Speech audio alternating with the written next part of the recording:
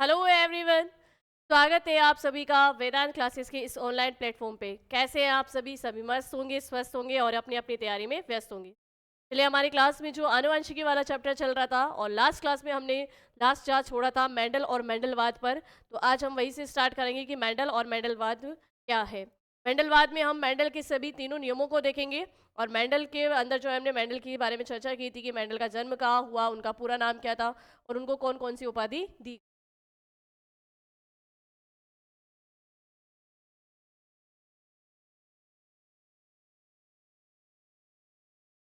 तो हमारा टॉपिक का नाम आनुवंशिकी।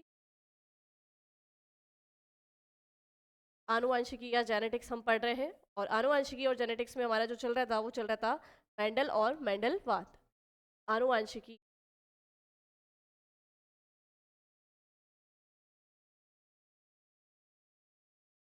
जेनेटिक्स में हम पढ़ रहे थे मेंडल एंड मेंडलवाद।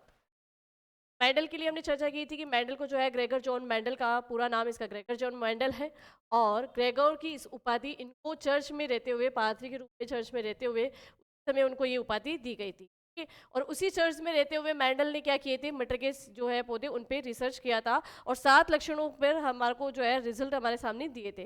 लेकिन इनके जब इन्होंने ये अनुसंधान किए थे तब इनको कोई भी चर्चा नहीं मिली थी, मतलब इनको कोई पहचान नहीं मिली थी। लेकिन इनके मृत्यु के बाद में इनको जो है पहचान मिली, इनके कार्यों को पहचान मिली और उसके कार्यों की पहचान के साथ ही इनको जो है पुरस्कार भी मिले थे। ठीक है, लेकिन इनकी मृत्यु के पश्चात। तो सबसे पहले बात की, जो मेंडलवाद हम पढ़ रहे थे उसमें कल हमने देखा कि उनका जन्म 1822 में हुआ था और साथ ही साथ हमने देखा था कि इन्होंने अपने चर्च में जो मटर का पौधा था जिसको हम पाइसम सेटाइवम कहते हैं, बॉटनिकल नेम पाइसम सेटाइवम पर प्रयोग किए थे और 7 वर्षों तक लगातार 7 लक्षणों पर अध्ययन करते समय इन्होंने बाद में अपने ही प्रयोगों को फिर से चेक करने के लिए 2 और पौधों पर इन्होंने अध्ययन किया। राजमा यानी कि फेसियोलस वल्गेरिस पे किया और एक प्रकार की घास जो उसी चर्च के अंदर थी जिसे हाकवर्ड कहते हैं या हेराइशियम कहते हैं, उसके ऊपर जो है अध्ययन किया था और अपने प्रयोगों को इन्होंने रीचेक किया था। अब हम लिखेंगे कि मटर के जो पौधे पर इन्होंने ये रिसर्च किए थे, तो मेंडल के ये जो कार्य थे उनकी किस पुस्तक के अंतर्गत जो है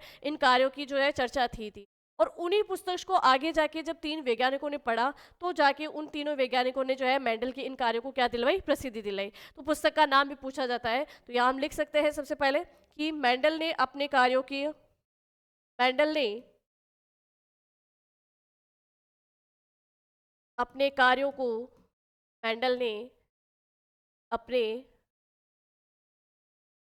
कार्यों को पौधों में संक्रमण पौधों में संकरण या जो बुक है उस बुक का नाम पौधों में संकरण प्रयोग, पौधों में संकरण प्रयोग, तो भाई उनकी पुस्तक का नाम था वो ये था, पौधों में संकरण प्रयोग यानी हाइब्रिडेशंस एक्सपेरिमेंट्स इन प्लांट्स। तो लिख सकते हैं यहाँ पर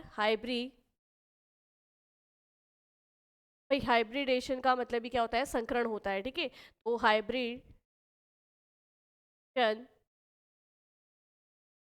हाइब्रिडेशन एक्सपेरिमेंट्स इन प्लांट्स।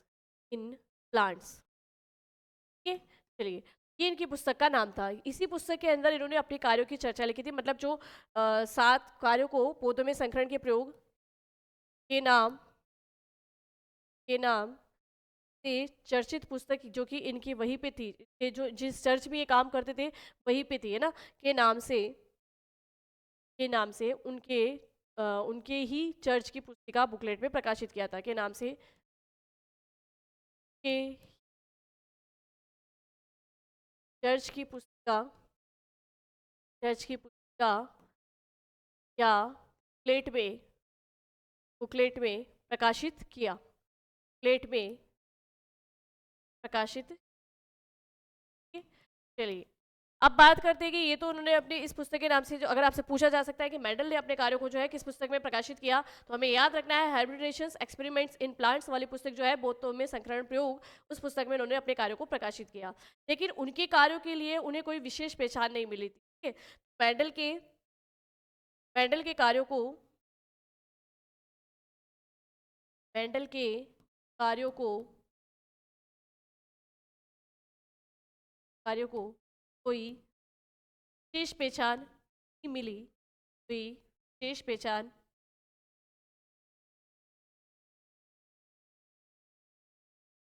नहीं मिली। और सन 1884 यानी हम बात करें 1884 में मेंडल की मृत्यु हो मेंडल की मृत्यु हो गई। और जब इनकी मृत्यु हो गई तो लगभग उसके 16 साल बाद में, कितने साल बाद में भाई, 16 साल बाद में, यानी सन 1900 में तीन वैज्ञानिकों ने इनकी यही पुस्तक जो है उठाकर जब पढ़ी और इनके कार्यों का जब उन्होंने अध्ययन किया तो उनको लगा कि वाकई में मेंडल कुछ कार्य करके गए। और बाद में उन्होंने मेंडल के इस कार्य को क्या कराया, सिद्ध करवाया, मतलब प्रसिद्धि दिलवाई उसको। ठीक, तो नेक्स्ट लिख सकते हैं सन 1900 में, सन 1900 में, सन 1900 में लिख सकते हो सन,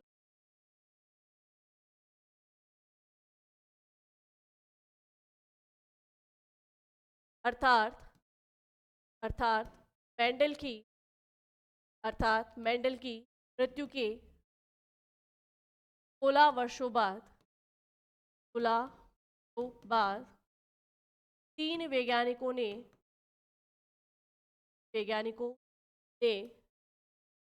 अलग अलग अलग अलग कार्य करते हुए अलग अलग कार्य करते हुए मेंडल के कार्यों का मेंडल के कार्यों का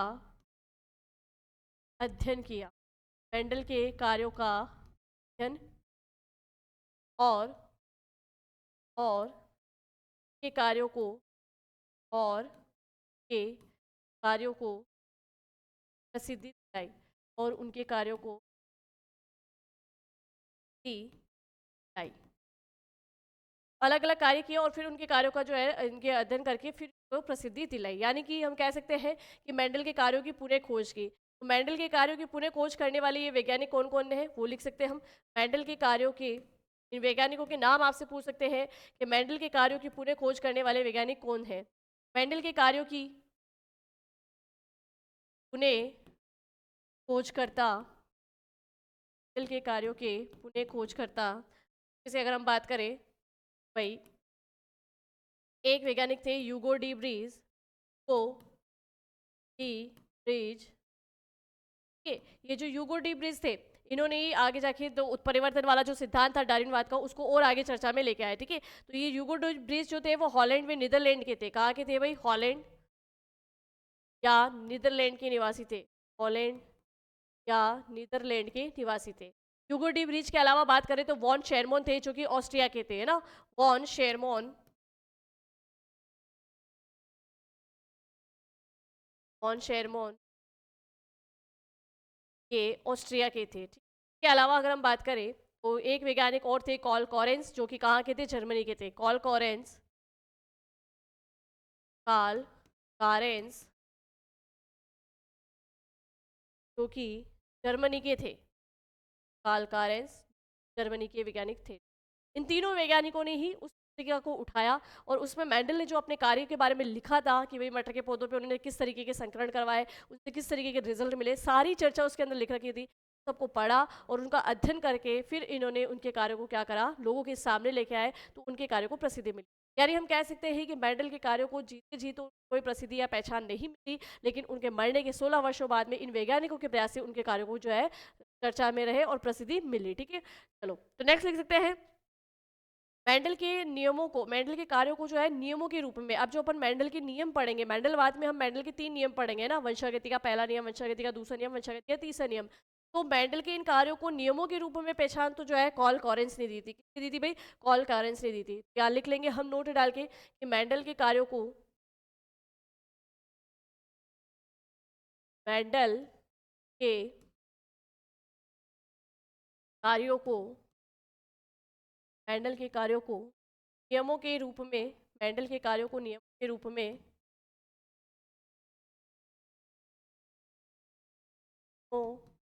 के में कॉल कॉरेंस ने, कॉल कॉरेंस ने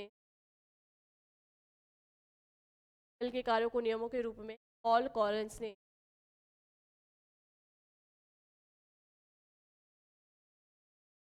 पॉल कॉरेंस जो कि कहा कि जर्मनी के वैज्ञानिक थे ना, पॉल कॉरेंस ने बताया, नियमों के रूप में पॉल कॉरेंस ने मेंडल के मेंडल से रिलेटेड, मेंडल से संबंधित जो जानकारी थी मेन मेन जहाँ से प्रश्न बन सकते हैं वो हमने सब कुछ यहाँ पे लिखी। अब हम बात करेंगे मेंडलवाद के बारे में, जहाँ पर हम क्या पढ़ेंगे, मेंडल के द्वारा दिए गए तीनों नियम। ठीक है, तो नेक्स्ट हम पढ़ेंगे मेंडलवाद।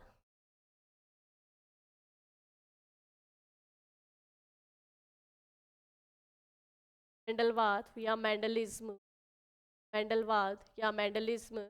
और मेंडलवाद या मेंडलिज्म की हम बात करें तो इसमें सबसे पहले आता है वंशागति का पहला नियम। वंशागति का प्रथम नियम क्या कहता है? वंशागति के प्रथम नियम की हम बात करें, पहले नियम की बात करें जिसे हम मेंडल का पहला नियम भी कहेंगे, या हम कह सकते हैं जिसे हम प्रभाविता का नियम भी कहेंगे, लॉ ऑफ डोमिनेंस का नियम कह सकते हैं। अगर पहले नियम की हम बात करें तो पहले नियम के अकॉर्डिंग ये था कि यदि किसी जीव में किसी लक्षण के दो विपरीत एलिल है, यानी दो विपरीत एलिल उपस्थित है, तो उनमें से केवल एक ही जो एलिल है अपना प्रभाव प्रकट करेगा, और जो एलिल प्रभाव प्रकट करेगा वो डोमिनेंट एलिल यानी प्रभावी एलिल कहलाएगा, और जो एलिल अपना प्रभाव प्रकट नहीं करेगा वो अप्रभावी एलिल यानी कि जो है रिसेसिव एलिल कहलाएगा। तो ये नियम दिया था उन्होंने किससे, कि प्रभाविता का नियम, जो प्रभाव दिखाएगा वो प्रभावी है, जो प्रभाव नहीं दिखाएगा वो अप्रभावी है। तो मेंडल के इस नियम को वंशागति का पहला नियम माना गया और इसे प्रभाविता का नियम कहा गया। ठीक है, तो स्टार्ट करते हैं हम यहाँ पर कि मेंडल का पहला नियम जो है किस नाम से जाना जाता है। तो मेंडल का पहला नियम है वंशागति का वंशागति का प्रता वंशागति का प्रथम नियम, first law of inheritance, first law of inheritance भी कह सकते हैं इसको, इसी को हम कह सकते हैं मेंडल का नियम, मेंडल का प्रथम नियम, फर्स्ट लॉ ऑफ मेंडलिज्म, या मेंडलिज्म नहीं, मेंडल, मेंडल का प्रथम नियम। ठीक है? और इसी को हम कहते हैं प्रभाविता का नियम, प्रभाविता का नियम, प्रभाविता का नियम, law of dominance, law of dominance,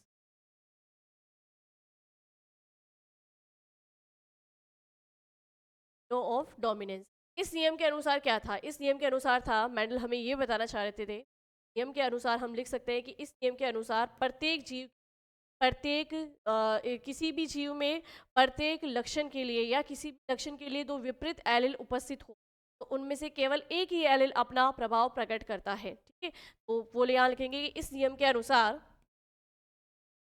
इस नियम के अनुसार यदि किसी जीव में, नियम के अनुसार यदि में किसी लक्षण या ट्रेट के लिए, किसी लक्षण या ट्रेट के लिए, लक्षण या ट्रेट के लिए तो विपरीत एलिल, तो विपरीत एलिल उपस्थित हो, तो विपरीत एलिल, वो विपरीत एलिल की बात करूं, जैसे लाइक हम एग्जांपल ले लेते हैं यहाँ पर, ये कैपिटल टी स्मॉल टी, जहाँ पर कैपिटल टी प्रभावी है और स्मॉल टी जो है वो अप्रभावी है। ठीक है, तो दो विपरीत एलिल उपस्थित हो तो इनमें से, उपस्थित हो तो इनमें से केवल एक ही एलिल, इनमें से केवल एक ही एलिल अपना अपना प्रभाव प्रकट करता है, अपना प्रभाव प्रकट करता है, से से प्रभावी एलिल या डोमिनेट एलिल कहा जाता है, से प्रभावी एलिल या डोमिनेट डोमिनेंट एलिल कहा जाता है, और इस नियम को प्रभाविता का नियम कहा जाता है। ठीक है, तो इसे प्रभावी एलिल या डोमिनेंट एलिल कहेंगे, और ये जो है प्रभाविता का नियम कहलाता है। ठीक है, डोमिनेंट एलिल कहा जाता है था था, तो एलिल का वो एलील अपना प्रभाव जो एलील अपना प्रभाव प्रकट नहीं करता है वह अप्रभावी एलील यानी रिसेसिव एलील अप्रभावी एलील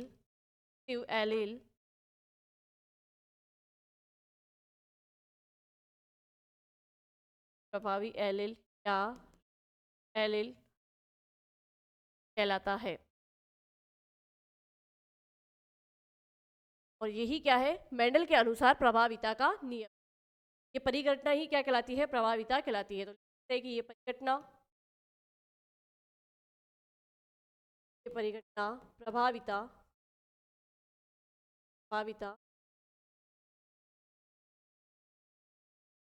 ये घटना प्रभाविता कहलाती है। यही हमारे मेंडल का क्या है, पहला नियम। अब देखो इसके एग्जाम्पल को जब अपन देखते हैं, जैसे जब हमने लंबे पौधे का जब बोने पौधे के साथ में हमने डोज करवाया तो F1 पीढ़ी में जो भी संतानें प्राप्त हुई कार से प्राप्त हुई, यानी हमेशा 100% प्रभावी लक्षण वाली प्रभावित हुई ना। और प्रभावी लक्षण कौन सा है, जो लंबेपन वाला है ना। तो यहाँ पर ये एलिल अपना प्रभाव प्रदर्शित कर रहा है, जबकि ये बोनेपन वाला एलिल जो है अपना प्रभाव प्रदर्शित नहीं करता है। तो ये अप्रभावी एलिल हो गया और ये प्रभावी एलिल हो गया, ठीक है। लेकिन यहाँ पर मेंडल के इस नियम के अनुसार जो है ये तो प्रभावी है, प्रभावी एलील ही अपना हमेशा प्रभाव प्रकट करेगा। लेकिन कुछ अपवाद भी है। जैसे अगर हम बात करें मानव रक्त की, तो मानव रक्त में जो है वंशागति का जो है मानव रक्त में वंशागति का जो नियम लगता है, उसमें ये मेंडल के प्रथम वंशागति के नियम के अनुसार जो है अपवाद है। अपवाद कैसे समझना, कि अगर इसके अकॉर्डिंग हम देखें तो मानव रक्त में जैसे कि हम बात करें कि ए ब्लड ग्रुप है ना, तो ए ब्लड ग्रुप के अंदर मान लो कि ये एलिल है और ये ए ब्लड ग्रुप वाला एलिल है, ठीक है। और ये मान लेते हैं हम कि बी ब्लड ग्रुप वाला एलिल है, ठीक है। ये ए और बी वाले जो है ये तो है प्रभावी एलिल, क्या है, प्रभावी एलिल है, ठीक है। चलिए इसके अलावा हम बात करें एक ऐसा एलिल जो कि कौन सा था भाई, ओ रक्त ब्लड ग्रुप जो होता है, ओ ब्लड ग्रुप जो होता है, शून्य ब्लड ग्रुप जो होता है ना, तो हम इस तरीके से प्रदर्शित करते हैं, यानी ये अप्रभावी एलिल है। क्या है भाई, अप्रभावी एलिल है। अब हुआ क्या कि जब जब किसी ऐसे पुरुष का विवाह, जैसे मान लो जिसका रक्त ए हो, ब्लड ग्रुप ए हो, और बी वाली महिला, बी ब्लड ग्रुप वाली रक्त महिला से कर दे, तो उन उत्पन्न होने वाली संतानें कौन सी होगी। जैसे सपोज करना कि ये जो आई मतलब ए ब्लड ग्रुप वाला है ना, इस ए ब्लड ग्रुप वाले के लिए क्या क्या हो सकते हैं भाई। ए ब्लड ग्रुप वाले के लिए हम जो है इस तरीके का जीन भी प्रदर्शित कर सकते हैं, और इस ए ब्लड ग्रुप वाले के लिए हम जो है इस तरीके का जीन भी प्रदर्शित करते हैं, यानी दोनों रूप से हम इसका जीन प्रदर्शित कर सकते हैं, ठीक है। और अगर बी के लिए मैं बात करूं सेम चीज़ की, अगर बी ब्लड ग्रुप है तो उसके लिए हम इस तरीके का जीन भी प्रदर्शित कर सकते हैं और इस तरफ का जीन भी प्रदर्शित कर सकते हैं। चलिए यहाँ पर पॉजिटिव या नेगेटिव वाली अभी बात नहीं हो रही है, सिर्फ ये बताया जा रहा है कि ब्लड ग्रुप में कैसे वंशागति का नियम लागू नहीं होता है। चलिए यहाँ पर हम बात करें कि अगर ये सिचुएशन बनेगी तब भी ब्लड ग्रुप बी होगा और ये सिचुएशन बनेगी तब भी ब्लड ग्रुप बी होगा।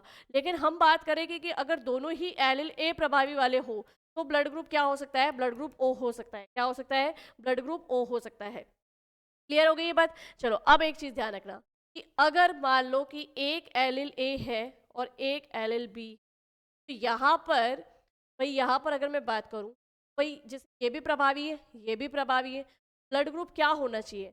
लेकिन इसके अकॉर्डिंग अगर हम बात करें, इन दोनों एलिल के अकॉर्डिंग या इस जीन के अकॉर्डिंग हम बात करें, तो मानव रक्त में ब्लड ग्रुप आता है ए बी, जबकि आना क्या चाहिए था, दोनों में से एक आना चाहिए था, है ना। एक ही प्रभावी हो सकता है। अगर प्रभावी भी है और दोनों एक साथ प्रभावित हो रहे हैं भाई, मेंडल के प्रथम नियम के अनुसार, वंशागति के प्रथम नियम के अनुसार क्या हो रहा था कि दो एलिल उपस्थित होंगे, है ना। किसी एक लक्षण के लिए दो एलिल उपस्थित होंगे और उन दोनों एलिल में से जो अपना प्रभाव प्रकट करेगा वो प्रभावी और जो नहीं प्रभाव प्रकट करेगा वो अप्रभावी। यानी हमेशा ऐसा होगा कि एक प्रभावी होगा और एक अप्रभावी होगा। लेकिन यहाँ देखो इस केस में ए बी ब्लड ग्रुप वाले केस में ये जो दोनों एलिल आ रहे हैं वो कैसे हैं, प्रभावी है। और जब इनका प्रभाव प्रकट हुआ तो इनमें से कोई भी जो है अप्रभावी नहीं हुआ, एक भी लक्षण इसका नहीं छुपा।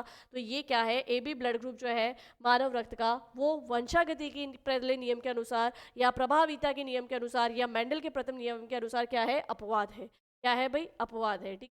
तो एक तो प्रथम नियम का अपवाद आपको याद रखना है। मेंडल के प्रथम नियम का अपवाद क्या है, रक्त का ब्लड ग्रुप का ए होना, ए बी होना। ए बी ब्लड ग्रुप जो है वो मेंडल के नियम के अनुसार अपवाद है, यानी हमारे शरीर में रक्त के अंदर वंशागति के नियम लागू नहीं होते, ठीक है। चलो इसके अलावा मैं बात करूं का दूसरा प्रभाव क्या है? से प्रभाविता। ये जो अभी अपन ने देखा है इसको हम कहेंगे से प्रभाविता। क्या कहेंगे? से प्रभाविता यानी डोमिनेंस। दो अलग अलग एलील आए लेकिन दोनों ने एक साथ अपना प्रभाव दर्शाया है ना, तो ये क्या कहलाई? से प्रभाविता। तो वंशागति के नियम का यानी मेंडल के नियम का पहला अपवाद है से प्रभाविता, जिसे हम डोमिनेंस भी कहते हैं। क्या कहते हैं? से प्रभाविता या डोमिनेंस। से प्रभाविता, से प्रभाविता। अब ये से प्रभाविता क्या है जो अभी अभी अपन ने देखा है ना, ठीक है। से प्रभाविता को डोमिनेंस, से प्रभाविता से हम कहते हैं को डोमिनेंस, से प्रभाविता जिसे कहेंगे को डोमिनेंस। अब ये से प्रभाविता क्या है, जिसका एग्जाम्पल अभी अपन ने ए बी ब्लड ग्रुप में देखा। क्या देखा? मनुष्य में ए बी रक्त ब्लड ग्रुप जो है का पाया जाना मेंडल में प्रथम नियम का अपवाद है। इसमें दोनों ही प्रभावी जीन अपना प्रभाव समय एक साथ प्रकट करते हैं। तो यही चीज लिखनी है हमें यहाँ पे कि मानव में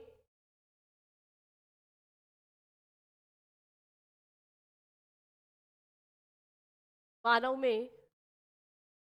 में रक्त समूह, मानव में रक्त ब्लड ग्रुप, आपको याद रखना है कि सह प्रभाविता क्या होती है। और सह प्रभाविता में भी हम किसकी बात कर रहे हैं, जो अभी अपन ने एग्जाम्पल देखा है।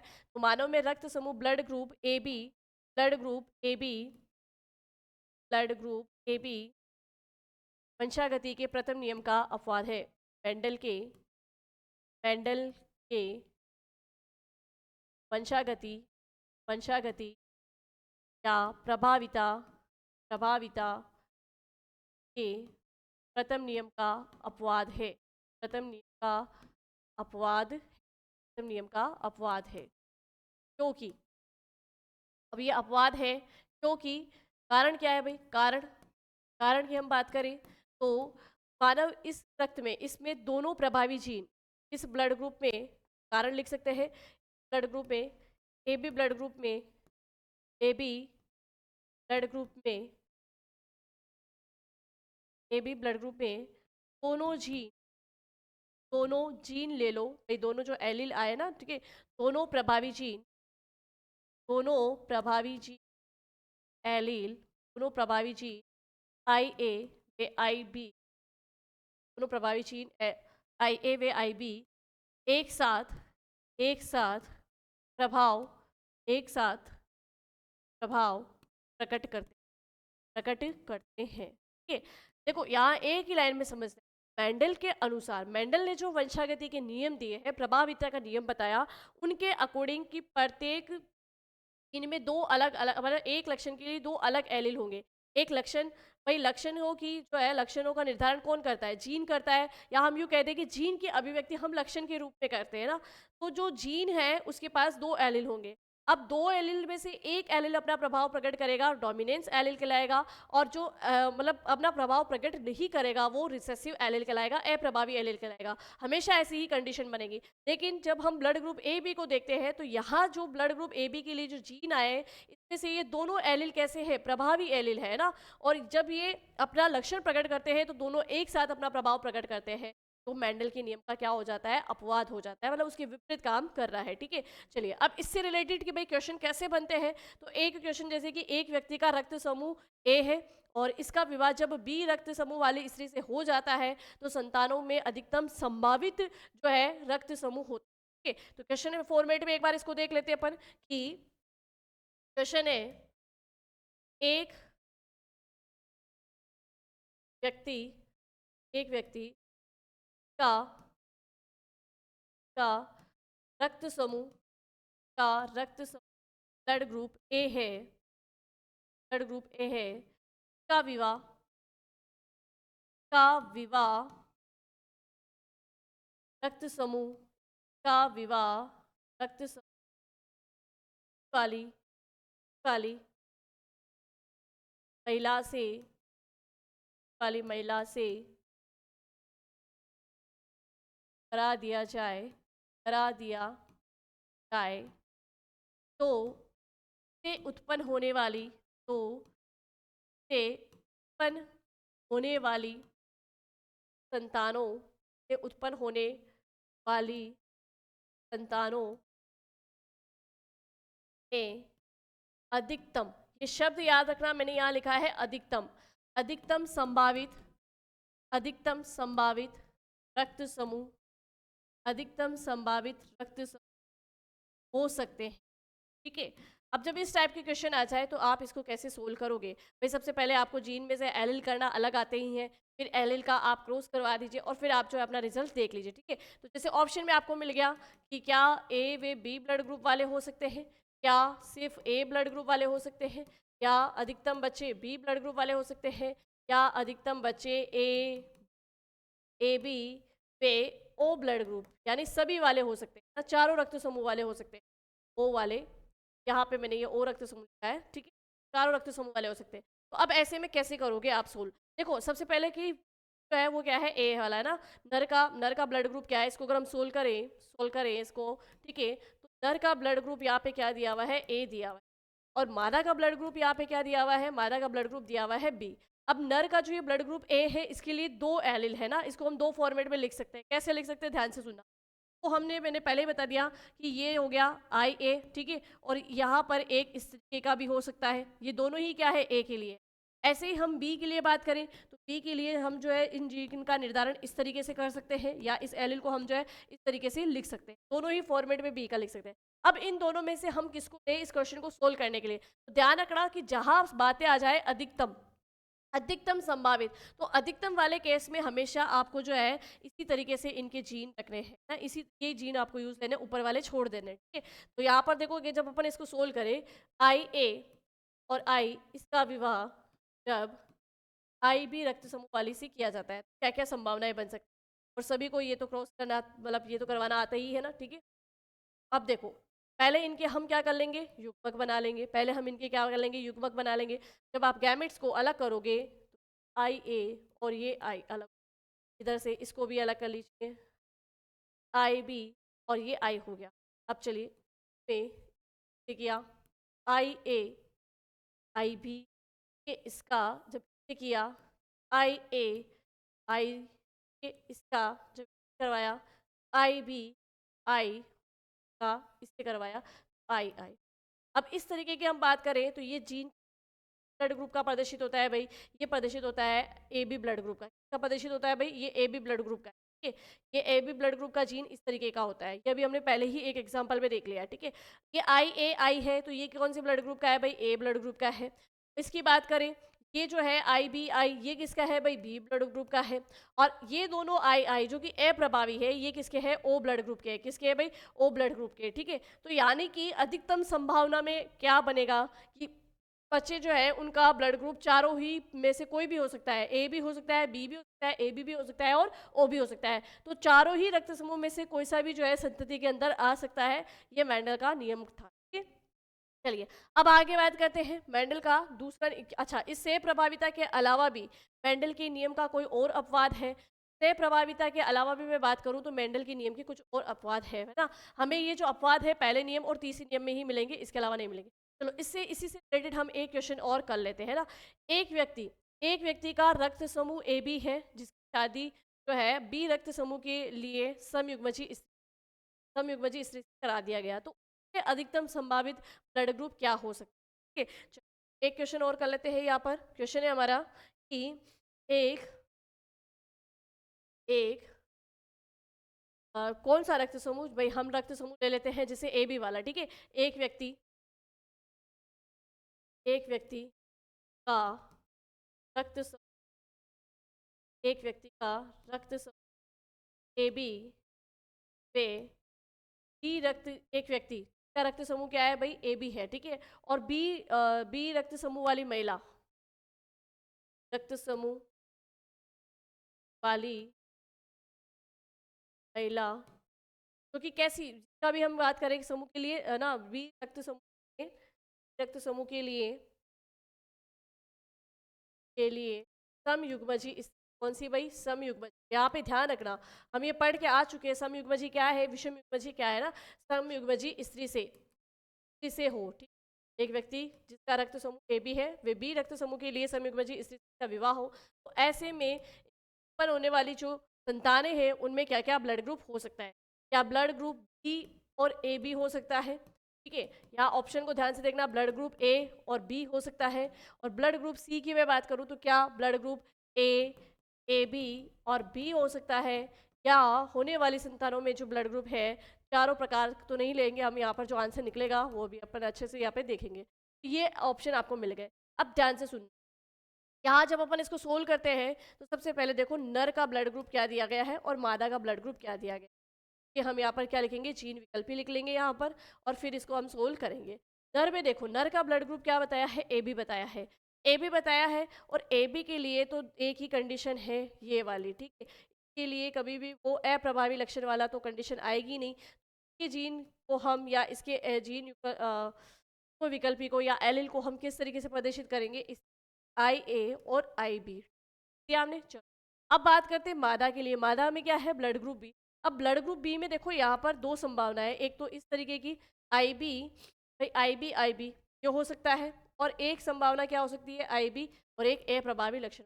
अब इन दोनों में से हम कौन सा ले, देखो ध्यान से सुनना, यहाँ साफ आपके क्वेश्चन में दिया हुआ है समयुग्मजी, समयुग्मजी यानी समान लक्षणों के, समान लक्षणों वाले एलील की बात चल रही है ना। तो यहाँ पर अगर हम इसकी बात करें तो यहाँ पर ये एक अप्रभावी लक्षण वाला है, तो ये तो समयुग्मजी हो नहीं सकता, ये विषम युग्मजी है। तो हम यहाँ पर ये समयुग्मजी के हिसाब से इसको लेंगे, किसको लेंगे, आई बी वाले को लेंगे, ठीक है। तो अब देखो यहाँ पर जब इसको करें, सबसे पहले कि भाई ये जो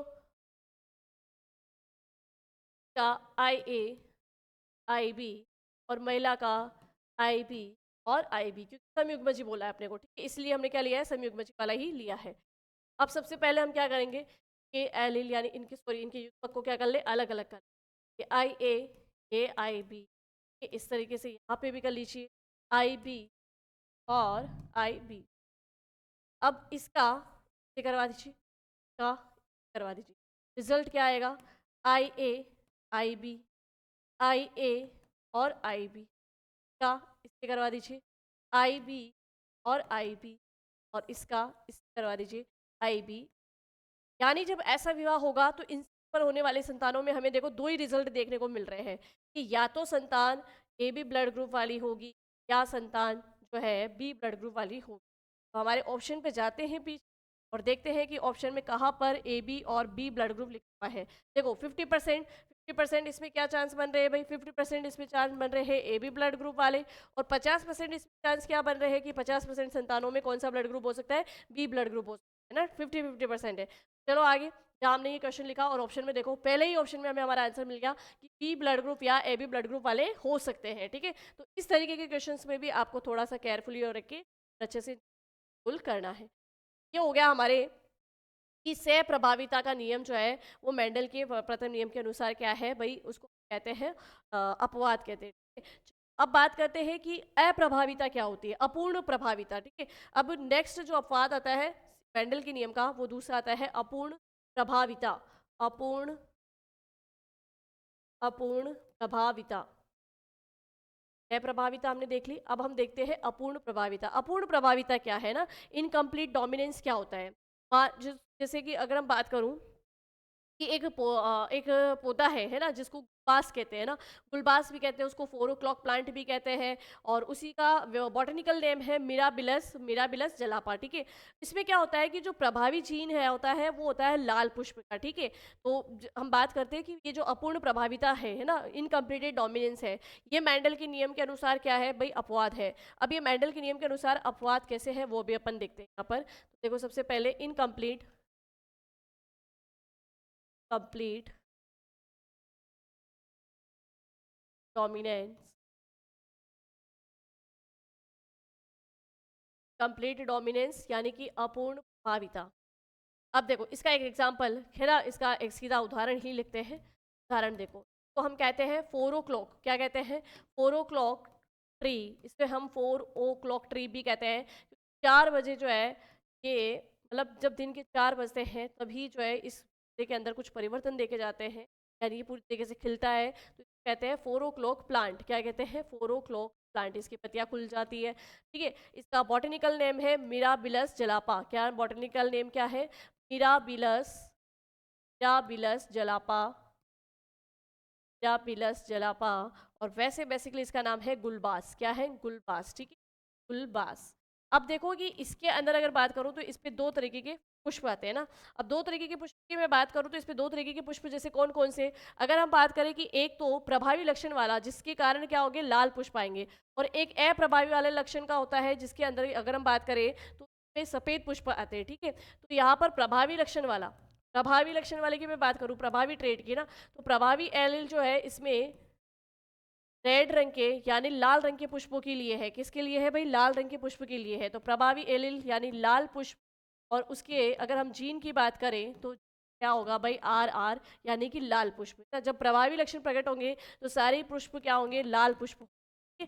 कैसे होंगे भाई? लाल पुष्प आएंगे। चलिए, अब इसके अलावा इसमें एक अप्रभावी एलिल का जीन भी है, और अप्रभावी एलिल के जीन की हम बात करें तो मैं स्मॉल आर से बता रही हूँ। स्मॉल आर का मतलब है यहाँ पर सफेद पुष्प। कैसे पुष्प भाई? सफेद पुष्प, ठीक है। सफेद पुष्प के जीनों का, सफेद पुष्प की हम बात करें, सफेद पुष्प के जीन का है इस तरीके से जाएगा, ये दो एलिल आपस में, और ये सफेद पुष्प का जीन। अब हुआ क्या कि मेंडल के नियम के अनुसार, अगर हम बात करें मेंडल के नियम के अनुसार एक प्रभावी लक्षण है और एक अप्रभावी लक्षण है ना। तो मेंडल के नियम के अनुसार क्या होने चाहिए कि सारे पुष्प लाल आने चाहिए ना। पर हुआ क्या? अपवाद ये हुआ, अपवाद स्वरूप क्या हुआ? ध्यान से सुन। अपवाद स्वरूप क्या हुआ कि जो ये लक्षण प्रभावी प्रकट था, प्रभावी लक्षण कौन सा है? आर, और अप्रभावी लक्षण कौन सा है? आर, ठीक है, ये स्मॉल आर ने जब अपना लक्षण प्रकट किया तो सारे पुष्प कैसे होने चाहिए भाई? लाल होने चाहिए। सारे पुष्प क्या से होने चाहिए? लाल होने चाहिए। ऐसे समझ लो कि गुलबास के दो पौधे हैं, जिसमें से एक पौधे जिसपे कि लाल पुष्प आते हैं तो उसका ये प्रभावी एलिल लिया, ठीक है, प्रभावी एलिल का जीन मतलब प्रभावी लक्षण का ये जीन लिया, ठीक है। और एक पुष्प में जिसपे सफेद पुष्प आते हैं, मतलब एक पौधा है इसका जिसपे सफेद पुष्प आते हैं, तो यहाँ पर उसका अप्रभावी एलिल लिया, और जब इन दोनों के बीच में क्रॉस करवाया तो यहाँ पर जो संतान प्राप्त हुई वो इस तरीके से हुई। अब इस संतति के अनुसार अगर हम देखें तो रिजल्ट के अनुसार आप भी देख लो कि ये प्रभावी लक्षण का एलिल है कैपिटल आर, जबकि स्मॉल आर किसका है भाई? अप्रभावी लक्षण का। तो इसके अकॉर्डिंग तो अगर हम बात करें तो पुष्प कैसे आने चाहिए? लाल पुष्प आने चाहिए। कैसे आने चाहिए थे भाई? लाल पुष्प आने चाहिए, है ना। जो लक्षण अपना प्रभाव प्रकट करता है उसी तो एलिल अपना प्रभाव प्रकट करता है, लक्षण उसी तरीके का दिखता है, ठीक है। तो यहाँ पर इसके अकॉर्डिंग लाल पुष्प आने चाहिए थे, लेकिन अपवाद स्वरूप लाल पुष्प ना आकर पुष्पों का रंग हो गया गुलाबी। पुष्पों का रंग क्या आ गया? गुलाबी, ठीक है, एक अलग ही रंग का आ गया। तो यहाँ पर हम कह सकते हैं कि ऐसा कहीं नहीं लिखा है कि हमेशा जो लक्षण प्रभाव प्रकट किया जाएगा। अब यहाँ पर क्या हुआ कि लक्षण तो प्रकट होना चाहिए इस प्रभावी एलिल की मौजूदगी के कारण, प्रभावी एलिल की मौजूदगी के कारण लक्षण प्रकट होना चाहिए था कि लाल पुष्प आने चाहिए, लेकिन एक ऐसी स्थिति पैदा हो गई जहां प्रभावी लक्षण अपना प्रभाव प्रकट करना चाह रहा है और ए प्रभावी लक्षण के प्रभाव को वो दबाना चाह रहा है। तो जब इसने इस प्रभावी लक्षण के एलिल ने इस अप्रभावी वाले के प्रभाव को दबाने की कोशिश की, तो प्रॉपर रूप से वो इसके प्रभाव को प्रकट नहीं होने दिया, लेकिन मतलब प्रॉपर रूप से तो अप्रकट नहीं होने दिया, लेकिन इन दोनों का जब मिला जुला रूप हुआ, आप भी देखते हैं कि जब लाल रंग में हम सफ़ेद रंग को मिक्स करते हैं तो कलर बनता है गुलाबी। क्या बनता है? गुलाबी। यानी कि प्रभावी लक्षण के एलिल ने इस अप्रभावी लक्षण के एलिल के प्रभाव को पूर्ण रूप से जो है अप्रकट नहीं होने दिया। कुछ उसका भी अंश आ गया, कुछ इसका भी अंश आ गया, और दोनों के मिले जुले रूप से क्या आ गए? गुलाबी पुष्प, जिसको हम कहते हैं अपूर्ण प्रभाविता, यानी इनकम्प्लीट डोमिनेंस। यानी अपना प्रभाव तो प्रकट करना चाह रहा था लेकिन प्रॉपर रूप से प्रभाव प्रकट नहीं कर पाया। भाई दो चीजें समझ आ रहे हैं यहाँ पे कि ये जो कैपिटल आर है ये प्रभावी एलिल है, ठीक है। तो इसके अकॉर्डिंग इसका ही प्रभाव प्रकट होना चाहिए, और इसका दूसरा काम क्या है कि ये जो अप्रभावी एलिल है इसके प्रभाव को दबा देना, यानी इसका लक्षण प्रकट नहीं हो तभी तो ये प्रभावी एलिल अपना लक्षण प्रकट कर पाएगा। तो ये दोनों ही काम नहीं कर पाया, ना तो पूरे तरीके से अपने प्रभाव को प्रकट कर पाया, ना पूर्ण रूप से इसके प्रभाव को अप्रकट होने दिया। तो इसी को हम कहते हैं अपूर्ण प्रभाविता, इनकम्प्लीट डोमिनेंस, ठीक है। तो यहाँ पर लिख सकते हैं, ये एग्जाम्पल तो अपन ने देख लिया, अब इसको थोड़ा हम थ्योरेटिकल में लिख लेते हैं कि मेंडल के अनुसार आर आर मतलब कैपिटल आर और स्मॉल आर लाल पुष्प होने चाहिए, लेकिन यहाँ गुलाबी पुष्प निकले, ठीक है, जो कि अपवाद है, ठीक है। तो यहाँ लिख सकते हैं कि मेंडल के अनुसार मेंडल के मेंडल के प्रभाविता नियम के अनुसार प्रभाविता नियम के अनुसार मेंडल के प्रभाविता नियम के अनुसार कैपिटल आर स्मॉल आर से लाल पुष्प होने चाहिए, लाल पुष्प होने चाहिए, लाल पुष्प होने चाहिए थे, लेकिन लेकिन यहाँ हाँ गुलाबी पुष्प बने, जो कि जो कि प्रभाविता के नियम का प्रभाविता के नियम का अपवाद है। प्रभाविता के नियम का अपवाद है। ठीक है, ये लिख लिया हमने अपूर्ण अप्रभाविता। बिरापिस जलापा पौधे में लाल व सफेद फूल के अलावा गुलाबी रंग के फूल पाए जाना, यही मेंडल का जो है अपूर्ण अप्रभाविता के नियम का क्या है, अपवाद है। ठीक है, यहाँ लिख सकते हैं कि mirabilis mirabilis जलापा mirabilis जलापा Gulbaz Gulbaz बास के पौधे में के पौधे पर के पौधे पर दालवे दालवे सफेद पुष्प के अलावा दालवे सफेद पुष्प के अलावा दालवे सफेद पुष्प के अलावा गुलाबी पुष्प का पाया जाना प्रभाविता के नियम का अपवाद है। गुलाबी पुष्प का पाया जाना प्रभाविता के नियम का अपवाद है। ये प्रभाविता के नियम का अपवाद हो गया। अब इसके अलावा हम बात करते हैं क्या इसके अलावा भी कुछ ऐसे पुष्प है या इसके अलावा भी कुछ ऐसे पौधे थे जहां पर हम अपूर्ण प्रभाविता देखते हैं मेंडल के नियम के अनुसार। तो स्पेड ड्रैगन यानी कि एंटी राइनम जिसको बोलते हैं, स्वान पुष्प भी बोलते हैं ना, उसको डॉग फ्लावर भी बोलते हैं ना। तो Spain dragon snap dragon snap dragon snap dragon snap dragon को हम स्वान पुष्प यानी कि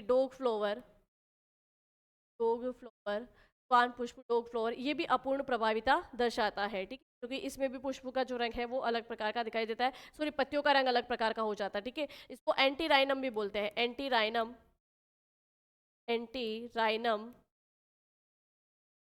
सैंड डेगर स्वान पुष्प डोग फ्लोवर एंटी राइनम की अपूर्ण प्रभाविता दर्शाता है। ये 2-3 एग्जाम्पल भी आपको याद रखने हैं, अपूर्ण प्रभाविता दर्शाता।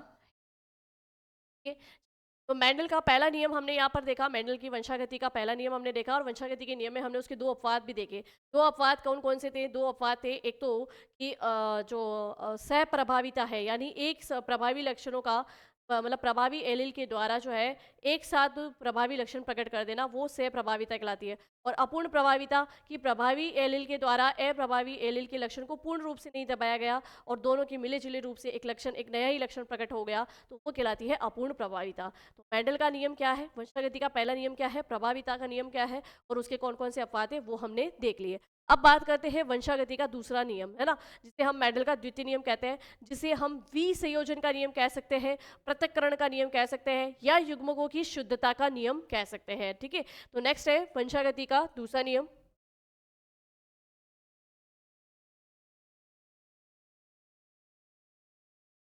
वंशागति वंशागति का दूसरा नियम वंशागति का दूसरा नियम से हम मेंडल का दूसरा नियम भी कहते हैं। क्या कहते हैं? मेंडल का दूसरा नियम। मेंडल का दूसरा नियम मेंडल का दूसरा नियम कहते हैं, या इसे ही हम कहते हैं विसंयोजन या पृथक्करण का नियम। संयोजन विसंयोजन या पृथक्करण पृथक्करण का विसंयोजन या पृथक्करण का नियम। इसे पृथक्करण का नियम या लॉ ऑफ सेग्रीगेशन का नियम क्यों कहते हैं, सेग्रीगेशन का नियम क्यों कहते हैं? Law of segregation. भाई सेगमेंट का मतलब क्या होता है? जब आप किसी चीज को छोटे छोटे टुकड़ों में तोड़ देते हो। सेग्रीनाइजेशन सेग्रीनाइजेशन का नियम, या हम बात करें इसको कहते हैं युग्मकों की शुद्धता का नियम। युग्मकों की शुद्धता का नियम युग्मकों शुद्धता का नियम युग्मकों की शुद्धता का नियम, यानी कि लॉ ऑफ गैमेट्स प्योरिटी, है ना, law of purity of gametes, law of purity of gametes चलिए, अब देखो शुद्धता के नियम के हिसाब से कैसे, कि जैसे मान लो कि हमने किसी भी एक लक्षण की जीन को लिया, ठीक है। जैसे मैंने कहा कि या जो अशुद्ध लंबे वाले हैं ना, अशुद्ध लंबे वाले पौधे को हमने यहाँ पे लिया। अब इसको लंबा इसलिए कह रहे हैं क्योंकि यहाँ पे प्रभावी एलील कौन सा है, लंबेपन का, ठीक है। बट इसको अशुद्ध इसलिए कह रहे हैं क्योंकि साथ में बोनेपल का लक्षण आया लेकिन वो प्रकट नहीं हो पाया, ठीक है। तो ये है अशुद्ध लंबा। लेकिन जब आप इसको युग्मकों में अलग अलग कर देंगे, जब इस जीन से आप दोनों एलील को अलग अलग कर देते हो, यानी अलग अलग युग्मक में उसको बना देते हो, तो ये युग्मक अपने आप में क्या है, शुद्ध है। शुद्ध कैसे समझना, कि अगर आप इस टी को देखोगे, इस टी को देख के आप सीधा कहोगे कि ये शुद्ध लंबेपन का एलील है, ठीक है। इस टी को हम देखेंगे तो इसको हम ऐसे ही कहेंगे कि ये शुद्ध बोनेपन का एलील है। यानी जब युग्मक बनते हैं, जब युग्मकों का पृथक्करण करते हो आप, किसी चीज से जब युग्मकों का पृथक्करण करते हो तो वो पूर्णतया क्या होते हैं, शुद्ध होते हैं, ठीक है ना, उनमें किसी प्रकार की मिलावट नहीं है। जबकि इस जीन को अगर आप देखो तो ये इसको ना तो आप शुद्ध लंबा कह सकते हो, ना इसको आप शुद्ध बोना कह सकते हो, इसको आप कहोगे अशुद्ध लंबा। और अशुद्ध लंबा कहने का कारण क्यों, क्योंकि लंबेपन का प्रभाव तो प्रकट हो रहा है, जबकि बोनेपन का प्रभाव जो है वो अप्रकट हो रहा है। तो जीन जीन जो है वो कभी, जीन को हम नहीं कह सकते कि वो शुद्ध है, ठीक है। लेकिन जब जीन से हम युग्मक को अलग करते हैं, युग्मक का जब आप पृथक्करण करते हो, तो ये युग्मक हमेशा क्या होते हैं, शुद्ध होते हैं। क्या होते हैं, शुद्ध होते हैं, ठीक है। इसी को हम विसंयोजन का नियम भी कहते हैं। पृथक्करण यानी जीन से युग्मकों के पृथक कर रहे हो तो युग्मक का पृथक्करणों का नियम भी कहलाता है, और युग्मकों की शुद्धता का नियम भी कहलाता है। तो इसको इस तरीके से लिख सकते हैं कि इस नियम के अनुसार, और ऐसा कब होता है, जब लैंगिक जनन होता है, जब मादा से नर से जनन अलग आता है, मादा से सॉरी नर से एक युग्मक आता है, मादा से एक युग्मक आता है, तो हम लिख सकते हैं कि हम लिख सकते हैं यहाँ पर, इस नियम के अनुसार, नियम के अनुसार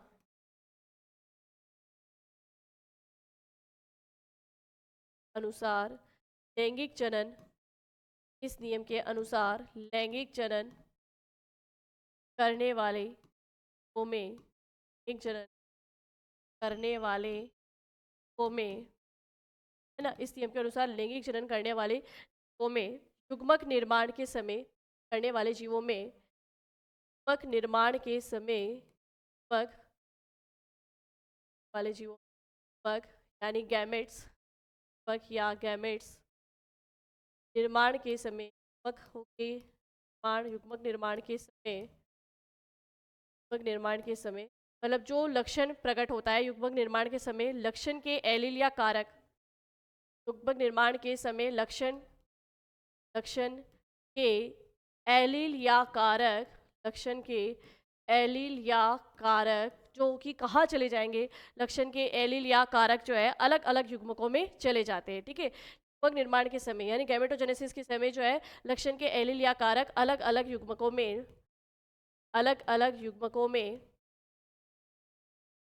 अलग अलग युग्मकों में चले जाते हैं, अलग अलग युग्मकों में जाते हैं। और इन्हीं को हम क्या कहेंगे भाई, इन्हीं को हम कहते हैं युग्मकों की शुद्धता का नियम, ठीक है। तो युग्मक हमेशा कारकों में से एक ही सदस्य प्राप्त होते हैं ना, युग्मक हमेशा कारकों में से एक ही सदस्य प्राप्त होते हैं, अतः युग्मक किसी भी लक्षण के लिए शुद्ध होते हैं, अतः युग्मक किसी भी लक्षण के लिए क्या होंगे, शुद्ध होंगे। तो युग्मक युग्मक हमेशा युग्मक हमेशा कारकों में से, कारक यानी जीन, ठीक है, युग्मक हमेशा कारकों में से एक ही प्राप्त होते हैं ना, एक ही से युग्मक हमेशा कारकों या जीन में से एक ही सदस्य के रूप में, एक ही सदस्य के रूप में प्राप्त होते हैं, एक ही सदस्य के रूप में, एक ही सदस्य के रूप में प्राप्त होते हैं, एक ही सदस्य के रूप में प्राप्त होते हैं। अर्थात युग्मक या गैमेट्स, अर्थात युग्मक या गैमेट्स, युग्मक या गैमेट्स हमेशा शुद्ध अवस्था में, हमेशा शुद्ध अवस्था, प्योर अवस्था में, शुद्ध अवस्था या प्योर अवस्था में प्राप्त, शुद्ध अवस्था में प्राप्त, ठीक है। तो ये था युग्मकों की शुद्धता का नियम। मेंडल का ये दूसरा नियम जो कि क्या कहलाता है भाई, युग्मकों की शुद्धता के नियम, ठीक है। या युग्मक किसी भी लक्षण के लिए शुद्ध होते हैं, ये भी लिख सकते हैं नोट डाल के कि युग्मक किसी भी लक्षण के लिए शुद्ध होते हैं, युग्मक किसी भी लक्षण के लिए, युग्मक लक्षण के लिए शुद्ध होते हैं, किसी भी लक्षण के लिए शुद्ध होते हैं। ठीक है, क्योंकि देखो जब ये जीन में थे, देखो यहाँ पर जब ये जीन में थे तो हम इसको शुद्ध नहीं कह सकते थे कि भाई ये अपना प्रभाव प्रकट कर रहा है और ये अपना प्रभाव प्रकट नहीं कर रहा है, तो ये जीन जो है अशुद्ध के लिए है ना, अशुद्ध लंबे पौधे के लिए जानी जा रही है। लेकिन जैसे ही आपने इसके युग्मक बनाए है ना और इनके युग्मकों का निर्माण किया, तो प्रत्येक युग्मक क्या है, अपने आप में एक अलग सदस्य हो गया है ना, प्रत्येक युग्मक अपने आप में एक अलग सदस्य हो गया और ये एक अलग सदस्य एक नए लक्षण के एलील को क्या कर रहा है, परिभाषित कर रहा है। जैसे इस कैपिटल टी को देख के हमें पता चलता है कि ये पूर्णतया शुद्ध लंबे पौधे के लिए है, शुद्ध लंबे लक्षण के लिए है ना, और इस स्मॉल टी को देखकर हमें पता चल रहा है कि ये पूर्णतया जो है शुद्ध बोने पौधे के लिए है। तो युग्मक में जो अलग होते हैं, तो यह हम कह सकते हैं किसी भी लक्षण के लिए युग्मक हमेशा सदैव क्या होते हैं, शुद्ध होते हैं, और यही क्या कहलाता है, युग्मकों की शुद्धता का नियम या युग्मकों की पृथक्करण का नियम, जो कि मेंडल का दूसरा नियम है। इसका कोई भी जो है अपवाद या एक्सेप्शन नहीं है। अपवाद या एक्सेप्शन या तो मेंडल के प्रथम नियम के हैं या मेंडल के तृतीय नियम के हैं। मेंडल की इस दूसरे नियम जो कि वंशागति का दूसरा नियम है, इसका कोई अपवाद नहीं है। चलिए आज की क्लास में हम लोगों ने जो मेंडल और मेंडलवाद हमने स्टार्ट कर लिया, और इसमें हमने मेंडल के दो नियम के बारे में पढ़ लिए, वंशागति का पहला नियम और वंशागति का दूसरा नियम। अब अगली क्लास में हम वंशागति का तीसरा नियम पढ़ेंगे, जो कि है स्वतंत्र अपव्ययन का नियम, ठीक है, और उसी के साथ में जो न्यूक्लिक अम्ल होते हैं उनके बारे में हम पढ़ेंगे। बस ऐसे ही पढ़ते रहिए, बढ़ते रहिए, बने रहिए वेदांत क्लासेस के साथ में। मिलते हैं हम हमारी नेक्स्ट क्लास में, तब तक के लिए थैंक यू।